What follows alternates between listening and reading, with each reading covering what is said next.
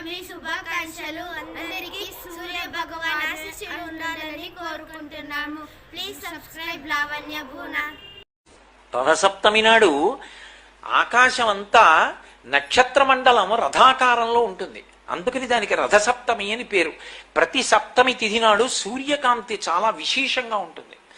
అటువంటి సప్తమి తిథి నాడు రథసప్తమి వచ్చినప్పుడు ఆ జిల్లేడాకులు రేగుపళ్ళు తల మీద పెట్టుకుని నమస్కారం చేసి సూర్యుడికి స్నానం చేస్తారు. ఎందుకు అంటే సూర్యబింబంలో ఉండేటటువంటి ప్రాణశక్తిని పుచ్చుకుని జిల్లేడాకు ఇక్కడ ఉండేటటువంటి గోరువెచ్చటి